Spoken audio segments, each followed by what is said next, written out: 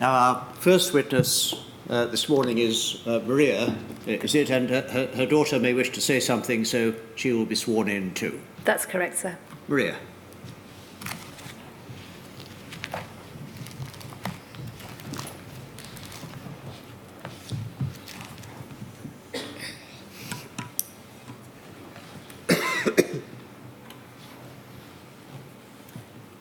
Please state your full name.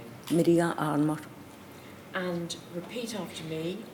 I do solemnly, sincerely, I do solemnly, sincerely, and truly declare and affirm and truly declare and affirm that the evidence I shall give that the evidence I shall give shall be the truth, shall be the truth, the whole truth, the whole truth, and nothing but the truth. and nothing but the truth. Please state your full name Laura Brown. and repeat after me. I do solemnly, sincerely, I do solemnly, sincerely, and truly declare and affirm and truly declare and affirm that the evidence I shall give that the evidence I shall give shall be the truth, shall be the truth, the whole truth, the whole truth, and nothing but the truth. and nothing but the truth. And if you can try and speak up. Maria, you're here to talk about your infection with hepatitis C. I am. In 1981, you had a miscarriage. What can you tell us about that? I'd been to the doctors a couple of days before for a pregnancy test, but shortly after leaving the doctors I started bleeding. So I was bleeding for a few days in quite a lot of pain, but because I was used to bleeding heavy, I just assumed it was my period had came. So when I went back into the doctors, I was quite surprised when they said you were pregnant, and they would need to get an ambulance. And I ended up at the Samaritan. You ended up at the Samaritan Women's Hospital in Glasgow. And what do you remember of being at the hospital? I don't remember much about going in because I just remember being terrified that my mum would find out. Because you were very young at the time. Nobody knew I was pregnant. Nobody. And you remember the next day waking up and... I had a bag of blood and the nurse was telling me to flick it if it bubbles or something came, and that was it. Before you received that blood, were you advised about any risks of receiving it? No. You had to stay in hospital after that transfusion for about a week, about 7 days. Why was that? Because the next day I took a very high temperature, and they had to give me antibiotics to try and bring it down. It was thought that you had a chest infection, but it wasn't very clear why you were unwell at that stage. No. When you were discharged from hospital, the doctor at the hospital wrote to your GP, and we've got that letter. It's 2076002, please, Paul, and it'll come up on the screen. We can see in the first paragraph a discussion about the miscarriage, but there's no reference in the letter to you having received a blood transfusion. But your clear recollection is of waking up and finding you were having a blood transfusion. And then in 1983, you were admitted to the hospital again with an unknown infection. What happened then? That was, I hugged my knee. I thought it was a cold at first. My temperature went up quite high. I had stomach pains, and I got admitted in, kept in for a few days. And you've said in your statement that you're not sure if they were the first signs of the hepatitis C manifesting themselves or if they were simply other infections. But to you, they seemed a bit strange. Yes. From the time of your transfusion until you had your 2 daughters, what was your physical condition like? How did you feel physically? Well, I'd started to experience joint pains, skin irritations, that get worse when I had my first daughter. I found I struggled to carry her, and she was quite big. and it was a struggle with her. And then the joint pain just seemed to get worse from there on, and the skin irritations, constant. And you said in your statement you got very tired and fatigued, and you had some gastro difficulties, some bowel problems. Yes. You were working at a residential unit for the elderly during some of that time. What happened when you were there? Well, it was a dementia unit, which was quite challenging. There was a lot of heavy lifting, there was a lot of physical work. I wasn't physically capable of doing it, and also had a lot of hospital appointments then. I didn't realise that you were allowed time off for hospitals, so I was taking it as time off, and they said it was too many absences due to ill health, and they never renewed my contract. So you lost your job at the residential unit at that point? That was a week before my diagnosis. In 2002, you were referred to see a gastroenterologist because you had ongoing diarrhoea and bowel problems. What happened when you went to see them? I just kept doing tests. Every test for the stomach problems. I still tried to keep going with my work. At that time when they were testing me, I was working in with adults with learning disabilities. And I think it was kind of the brain fog in that, because I was responsible for medications and things, and I was kind of worried that I wasn't doing my job the way I could have been. Then I just kept going back to the hospital to try and find out why I was having the bowel problems. You had a number of blood tests during about 2 years. Then towards the end of those 2 years, were you told at any point you were going to be tested for hepatitis C? Never. And what did you worry that you might have during that time? Cancer. Your fear was that it was some form of bowel cancer that they couldn't find? Could we have document 2076007, please? Dated July 2005, and it's a letter from your gastroenterologist to the GP, and in it says, importantly, her hepatitis C PCR is positive, suggesting she has hepatitis C as a cause for her abnormal liver function tests. That's July 2005. Were you told at that point that No. you tested positive? In October 2005, you attended another appointment at the hospital. What were you expecting the appointment to be like? I was expecting to go in and them telling me it was just a stress, it was IBS. That's what I thought he was going to say, you've not got cancer, but it's IBS, it's just stress. And what happened at the appointment? I was shouted into his office, and I went in, and he was sitting with a nurse, and he said, I've got good and bad news. Good news, you've not got cancer. Bad news, you're Hep C positive. Any idea how you could have got it? Drug use, partners. I said no, I had a blood transfusion, but a few years back I can remember. And then I thought I just started crying. And I went to ask him something, but he wasn't looking at me. He was facing this way, I was sitting here, and he was just on his computer rhyming off all the blood tests. I was to the nurse behind him. And she just said to me to come out with her. That was the last I seen him. How much information at that stage were you given about what hepatitis C was? He never gave me any information. But I knew because of my training, obviously. So you had done some training in social and healthcare. So how did you find out, and what did you understand hepatitis was? Well, when we covered it through my HNC, it was HIV and related illnesses, which was A and B. We never really touched on Hep C because there wasn't much known about it then. What we got told then was it was mainly through drug addicts. They did touch upon transfusions, but said that was very rare for somebody to get it like that. That's what we were taught. It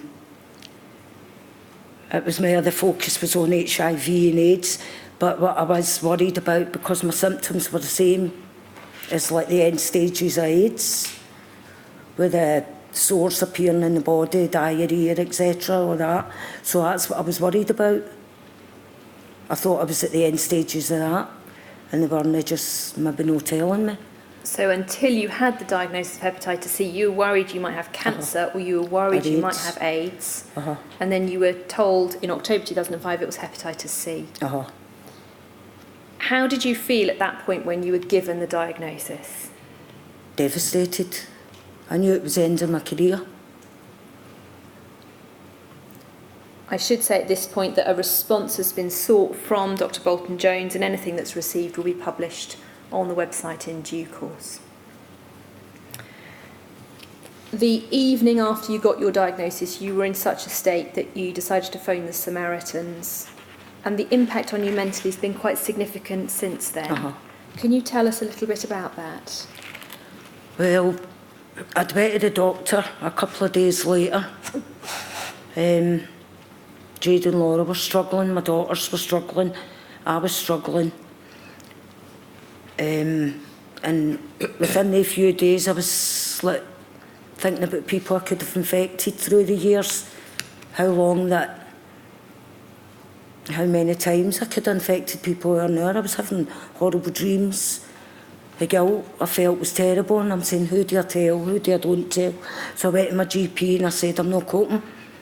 I says, I need to speak to somebody, I need to ask if what I'm feeling's right. And she said, nobody will entertain you. You'll not see a counsellor. I'll send you to stress management, you're just stressed. Or why don't you go home and find out how you got it? And I went home. She phoned me that day at 4:30, the doctor. She says, look, I've checked, you get a blood transfusion 1981, that's where you got it. And then a couple of days later I took an overdose. You've said in your statement that at that stage you wanted to end your life, you wanted to go to sleep and not wake up. But your daughter found you, called for an ambulance, and you were taken into hospital. Did you tell your family about the hepatitis C? Yeah. What was their reaction? They were devastated. But can I just say I never felt ashamed, ever. They having it. So I wasn't scared to tell anybody. I never kept it a secret, because I didn't feel ashamed, ever, and I've never felt ashamed about it. It wasn't my fault. But you did feel that it affected your relationship with your nieces and nephews, of whom there are quite a number. In what way did it affect that relationship? I couldn't kiss and cuddle them. I was scared to be left alone in case they cut themselves. I had one incident where I was left with my wee niece, my niece's baby, and she fell. And I went into pure panic. She was only one. She'd fell off the bed and cut her lip. I didn't want to lift her or touch her. I was scared in case I gave her Hep C. When I seen the blood, I kind of freaked out. So for then, I just wanted rid of it, the virus. That was my focus. At that point, you felt that you needed to stop babysitting for the nieces and nephews, because you were very worried about infecting them. The fact that you had hepatitis C did become public knowledge, and in your statement you've talked about an occasion when you went to the pub. Can you tell us about that? I was asked, I went outside for a smoking one, somebody came out and stood with me. She says, they're speaking in there saying they're not quite happy, drinking out the same tumblers as you. And what happened when you went back in? I can't tell you what I said.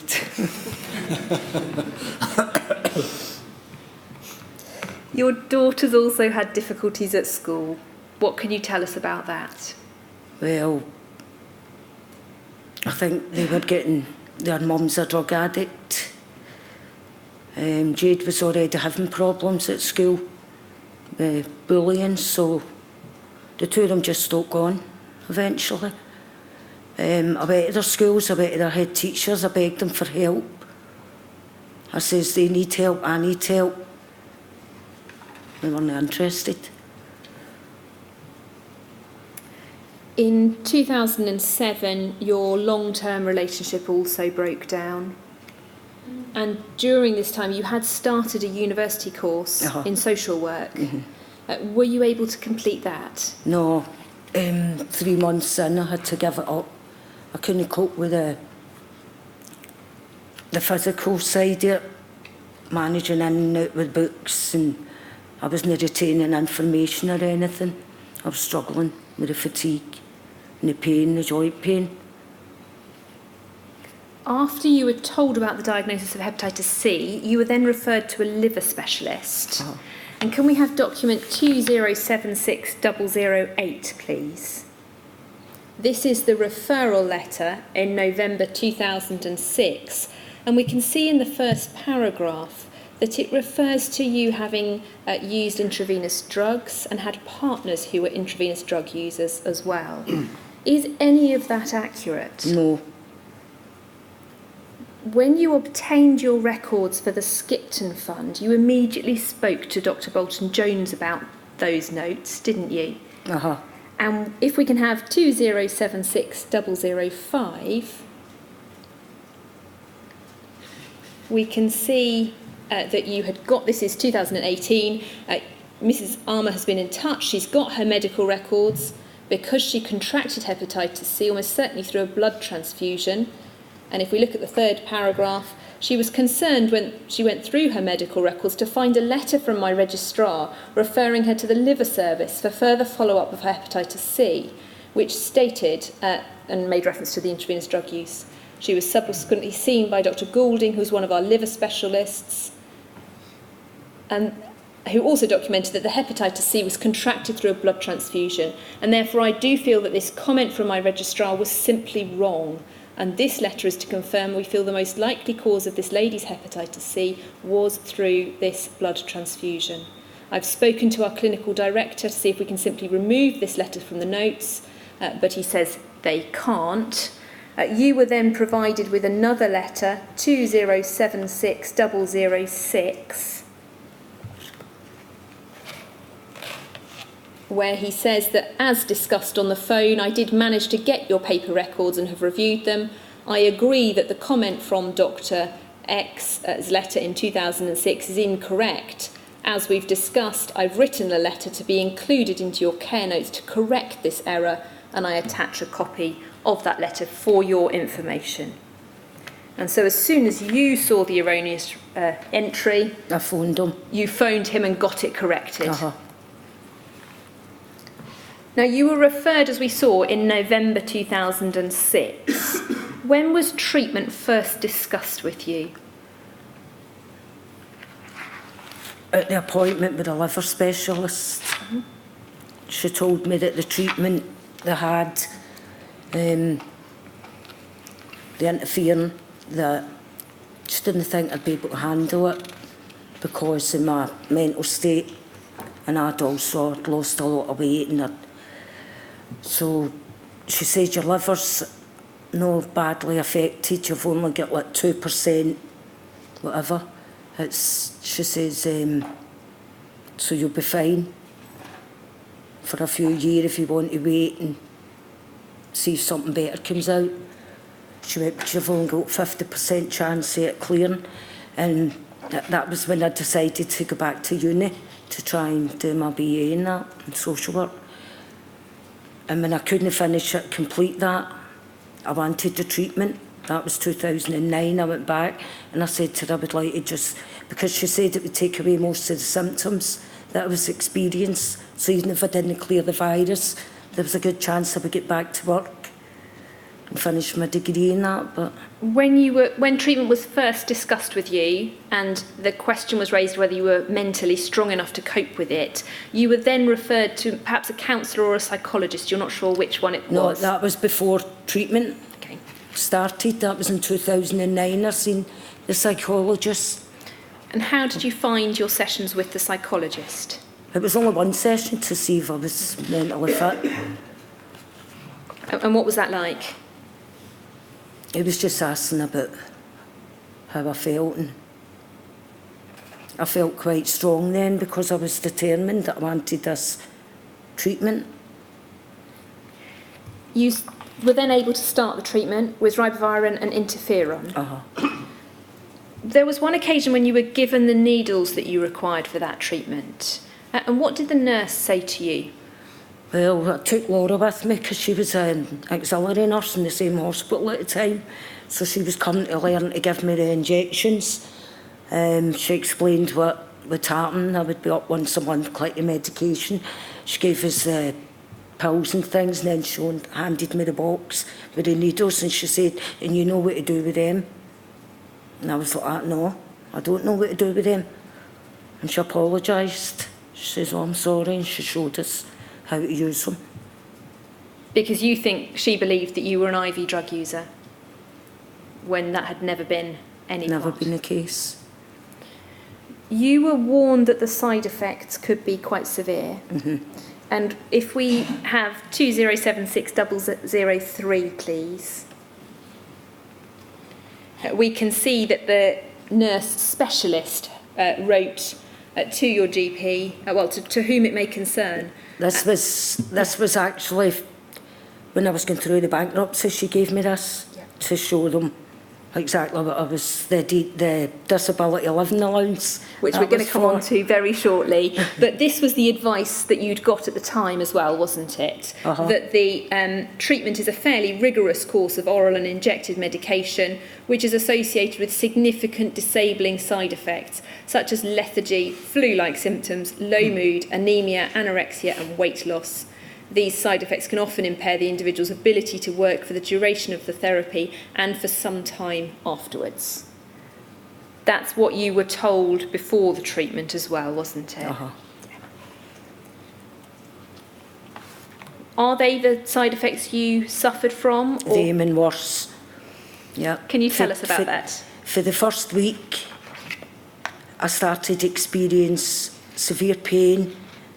My appetite went. Couldn't eat. I couldn't stand up without being dizzy. I was very lightheaded. It was immediate, the effects of it. Instead of being at the hospital once a month, I was there every single week because the side effects were that horrific. Sorry, go on. Carry on. No, that's fine. You underwent treatment for 72 weeks. Why was it for so long? I don't know. What were you told was at the end of told- the 48 weeks? She just said he would like you to continue for another 6 months. She never said why. She just said, think about it. She gave me a couple of days to go home because I was not happy thinking that was me, done my 48 weeks. So I thought I'd done another 6 months. But I thought I've done it this far, I may as well just doing it, and I done it. And what did the nurse say to you about the fact that you did it for 72 weeks? She says it's the first she'd ever gave MD for that length of time. She'd never known MD to have it that long. But she never said why I was to take it. And you're still not clear now why it was for so long? No. You completed that course and cleared the virus, but what's the ongoing physical impact been on you? The fatigue, the pain, it's got to be the worst. It's not just joint pain, it's pain everywhere. If you get up in the morning, you go to your bed at night. As I say, I've got 3 young granddaughters, I'm a single parent, so taking painkillers isn't an option for me. So I just deal with the pain. I went back after a year finishing treatment, and I says, I don't feel I'm getting any better. The pain's not getting any better. I says, it feels so it's getting worse. And that's when she referred me to the rheumatologist. And I said to her, you told me this would all be clearing up by now. And she couldn't understand why it wasn't either. So I went back a year later, and then I went to the rheumatologist, and they diagnosed me with fibromyalgia. Starting treatment for that, which again was more painkillers, physiotherapy. And then I started breaking out in big sores along my back, which I knew it wasn't like any of the other irritations I'd had. I knew it was something different. I googled it, and it came up as lupus, immune, whatever. And I was looking at the reasons, causes, and it said long-term, one of them was long-term use of interfering. So I went back to my GP, and I said, I think I've got lupus. And they said, I don't know what lupus is. He's looking at me, and he's like, well, I think I need to get a second opinion. Do you mind somebody else comes in? So the next thing, there was 3 of them behind me, all pulling faces and looking. And at first I thought it was bugs had bit me because of where I live. And I thought that's what they were whispering about. And I said to them, look, I think it might be lupus, but they wouldn't listen. They kept saying, no, we don't know anything about lupus. So they referred me to the skin specialist. And he took tests, and he agreed with me. And you had the diagnosis of lupus confirmed more recently? After you left the university course and couldn't complete your degree, you then went on benefits. What happened with your disability living allowance at this point? Because I wrote in, when I was filling the form out, I tried to fill it myself. And I wasn't able to put in it that I was feeling really bad in case they never gave me the treatment. So I said I was feeling kind of good enough to take this treatment, and they took my DLA off me. So you applied for the DLA just before you started the treatment? No, I've been getting it for a couple of years. You had to reapply and fill in the forms just before you started the treatment? Yeah. And because you were desperate for the treatment, you wrote that you weren't so bad, which meant you lost the allowance. Yeah. What happened after that? I had to fight for a year to get it back. So I had to go to Citizens Advice and for a couple of weeks, which was horrible because it was the winter. I was getting the injections on the Monday. I was to go over there and stand at 8:30 in the morning to be guaranteed to be seen that day. It's like a ticket system. There was no toilet facilities, no tea facilities, nothing. And the toilet facilities, particularly for you, were really difficult because of the ongoing diarrhea issues. Yeah, and I'd phoned them and said, would it be okay then if I come over, could I use your staff toilets if needed? And they were awful nice. I said yes. You ended up being declared bankrupt after the treatment because financially everything had gone horribly wrong. My benefits, because I wasn't getting money again in, there was bank charges coming off, so I ended up all my benefits was just getting took right away in bank charges. So I was living in nothing. You've also had some housing difficulties. Yeah. Can you tell us about those? The whole area I live is, for the past 10 years, I've been campaigning daily for the infestations we're dealing with. It's rife with mice, bedbugs, cockroaches. This is what I'm battling to keep out my home. The past 4 years I've had mice running about my feet, sitting on my feet, trying to get in the bottom of the Wayne's pram. I got moved recently. The best offer they could give me was a flat face in the hospital where I was infected. But it was either that or listening to mice running through the walls in my flat, which I'd been listening to for 4 years. And for you, moving to a flat which was in perhaps better physical condition, but which Uh-huh. was facing the hospital, you found that very difficult. Well, I thought it was better physical conditions too. I was chasing mice in there a couple of weeks ago. I've only been in it 10 weeks and that's got mice as well. And the impact of being opposite the hospital, you found very hard. I did, indeed. especially reading my medical records. It was just kept bringing it back to me. And it's right facing the very ward. I can see the ward I was in. You found out about the Skipton Fund and received a payment from them, and then through some contacts on social media, you found out about the Caxton Fund. Uh-huh.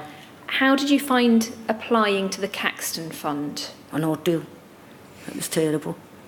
It took them weeks to answer you. And then they would send a form, you would fill that form in, and then send it back. And then it would go to a panel, and then they would write back. So this was what it would take a couple of months if you asked for anything. At one time they replaced my furniture due to the infestations in my house. And they gave me £900 on next vouchers, £10 vouchers. And I had to stand and count them out in the shop. It was embarrassing. So I never applied again, ever. You'd also applied for some clothes for your 50th birthday. Uh-huh. What happened in relation to them? Well, my birthday was in the June, and I was still asking for it, and I think it was September. Still, I ended up in tears on the phone to them. Those are the questions I have for you. Is there anything else you would like to say? Or I think your daughter might have wanted to say something. Yeah, on behalf of my mum and my family, we would just like to thank you for the opportunity for giving my mum to come here today and get our story across. Hopefully my mum's statement has reiterated the effect that it's had on the entire family. Both my mum and my sister have attempted to take their lives because of this. It's robbed her of everything. She lives a death sentence every day. And we just thought we waited 14 years that we get the truth and the answers she deserves. I'm just going to turn round and see if Mr. O'Neill and Mr. Dawson have anything they'd like me to raise with you. Okay.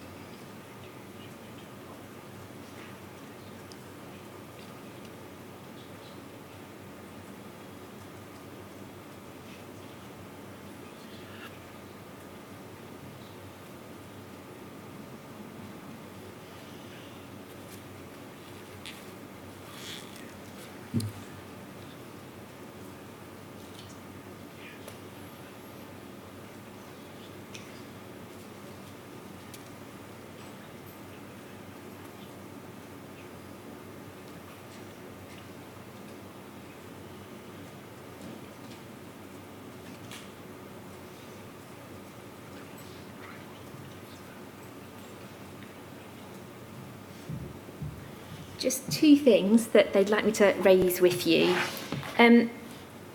You had a couple of other interactions at the hospital. You had a hysterectomy in 1994, and then some bloods taken in 1998. You feel that they were opportunities that were missed?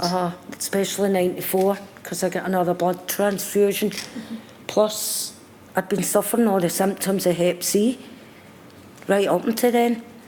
When I look in my medical records, surely when they were giving me more blood, they would have checked and seen that I was at risk.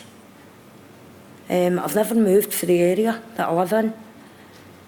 I'm still on the same street as the hospital. So I don't see how they couldn't have found me in the look-back process. So you feel that the hospital missed the opportunities when you went in on a couple of occasions, and that things were missed, they could have looked back at an earlier stage, which would have picked you up earlier. Yep. Okay. Thank you. Well, I have no questions, but Can I thank you for telling us of your struggles with hepatitis C and your daughter for telling us the effects that that has had on the whole family. Thank you very much. Thank you.